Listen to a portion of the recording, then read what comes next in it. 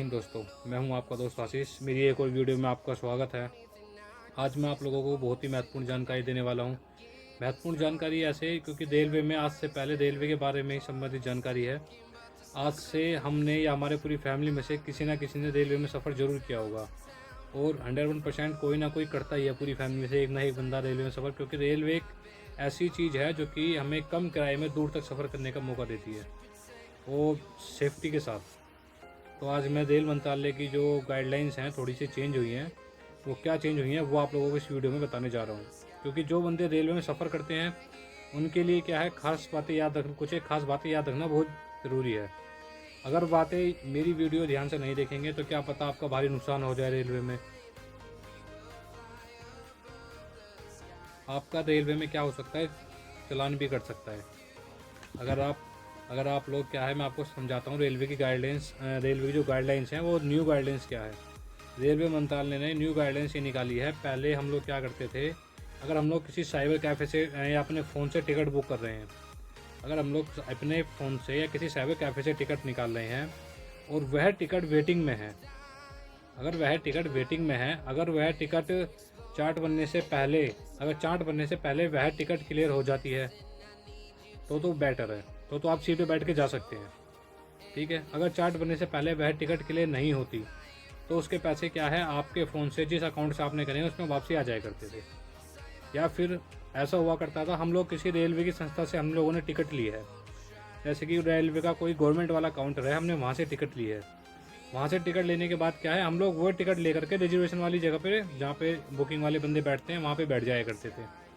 TT आता था, वो हमें स्लिप काट के दे दिया करता था, हम लोग वहीं कहीं सो के सफ़र कर लिया करते थे या अदरवाइज़ कोई कोना पकड़ के लेट जाया करते थे। मतलब कि सफ़र कर लिया करते थे। जो टीटी आके चालान काट के जाता था उसको दिखा करके हम लोग सफ़र कर लिया करते थे। लेकिन अब ऐसा नहीं होगा।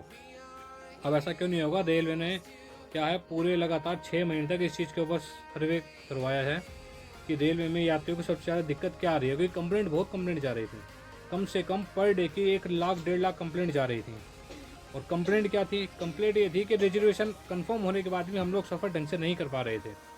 तो इसलिए रेलवे ने करीबन 6 से 7 महीने तक का जो है सर्वे करवाया है। और सर्वे करवाने के बाद ये डिसीजन लिया है कि अब किसी की अगर कंफर्म टिकट है, अगर आपका कंफर्म टिकट है तो आप सीट पर बैठकर या लेटकर जा सकते हैं। अगर आपका कंफर्म टिकट नहीं है तो अगर आप मान के चलिए टीटी आप आ गया उसमें जहाँ पे आप बैठे हैं, उसने आपका चालान बना दिया, फिर भी आपको, हम लोगों का क्या था, रिजर्वेशन में टिकट, मतलब कि अगर हमारी टिकट कंफर्म है तो हम जा सकते हैं। अगर टीटी ने हमारा चालान काट दिया, तो अब हम उसमें जो रजिस्ट्रेशन डब्बा है उसमें नहीं जा सकते। फिर भी हम लोगों को जनरल डब्बे में बैठ के जाना पड़ेगा। यानी कहने का मतलब ये है, जिसके पास सीट कंफर्म है सिर्फ वही सीट पर बैठ के, कंफर्म सीट पर बैठ के जा सकता है, अदरवाइज़ कोई नहीं जा सकता। चाहे आपके पास ऑनलाइन ली गई टिकट हो, चाहे आपके पास ऑफलाइन ली गई टिकट हो। ये रेलवे का नया डिसीजन है। अगर मान कर चलिए अगर आपकी वेटिंग में टिकट है और आप रिजर्वेशन वाले डब्बे में पकड़े जाते हैं तो आपका फ़ाइन जो होगा ना, अब उससे आप फ़ाइन से भी टिकट वहाँ पे जो है सफ़र नहीं कर पाएंगे। फ़ाइन तो होगा ही होगा, साथ में आपको रिजर्वेशन जो जनरल डब्बा है उसमें भेज दिया जाएगा। फ़ाइन के साथ साथ जनरल डब्बे में भी आपको भेज दिया जाएगा। तो ये न्यू रेलवे की नई गाइडलाइंस हैं। तो आप बताइए, ये गाइडलाइन जनता के हित में है या जनता के लिए बेनिफिट के लिए बनाई गई है या जनता को नुकसान के लिए बनाई गई है। तो ये रेलवे की नई गाइडलाइंस आई हैं। तो कृपया करके अगर आप ट्रेन में सफ़र कर रहे हैं तो ज़्यादा से ज़्यादा कोशिश करिए कि आपकी जो टिकट है वो कंफर्म हो, चाहे वो रिजर्वेशन या स्लीपर हो, एसी हो, नॉन एसी, मतलब कि स्लीपर हो, फर्स्ट एसी हो, सेकंड एसी हो, थर्ड एसी हो। लेकिन कोशिश करिएगा कि आप वेटिंग में सफ़र ना करें, क्योंकि वेटिंग में सफ़र करने का आपका ही नुकसान है। जो वेटिंग के आपके पैसे गए वो तो गए, वो चलो वापसी जब आएंगे तब आएंगे, ठीक है। उसके बाद जो आपका टीटी आकर के चालान काटेगा उसके बाद भी आपको जनरल डब्बे में जाना पड़ेगा। तो मेरा आपसे यही अनुरोध है कि अगर हो सकता है, अगर हो सके बेशक थोड़ा लेट की कर लीजिएगा, ज़्यादा अर्जेंट ना हो टिकट, लेकिन कंफर्म टिकट पे ही सफ़र करिएगा।